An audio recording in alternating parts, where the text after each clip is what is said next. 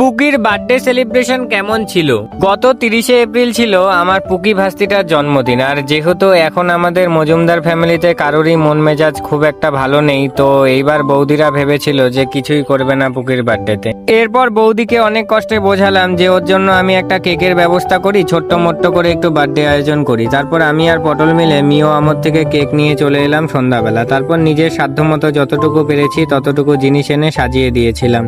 এরপর ঘুম থেকে উঠে ও তো এসব দেখে একদম অবাক হয়ে গিয়েছে। কি খুশি হয়েছিল বাচ্চাটা, এত খুশি ওর মুখে হাসিতে বোঝা যাচ্ছিল। আর ও কি সুন্দর দাঁড়িয়ে দাঁড়িয়ে ফটো তোলার জন্য পোজ দিচ্ছিল, কিছু নষ্টও করছিল না।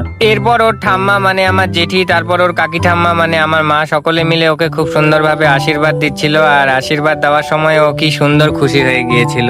এমনকি ওর বাবা মানে দাদা যখন ওকে পায়েস খাওয়াতে এসেছিল, তখন ওর দাদা মানে পটলকেও পায়েস খাইয়ে দিতে বলছিল, কি সুন্দর। তারপর আমার দাদা যখন ওকে আশীর্বাদ করছিল, নিজে নিজেই উলু দিচ্ছিল, কি সুন্দর। এরপর আমিও ওকে ধানদুর্বা দিয়ে আশীর্বাদ করলাম। তারপর ওর দাদা আর আমি মিলে ওর কেক কাটিয়ে দিলাম। বাড়িতে যতই খারাপ পরিস্থিতি হোক না কেন, একটা বাচ্চার মুখে হাসি ফোটাতে এতটুকু তো আমরা করতেই পারি। ও কিন্তু তোমাদের সকলকে বাই বলে দিল। আবার দেখা হচ্ছে পরে কোনো ভিডিওতে। Okay bye guys.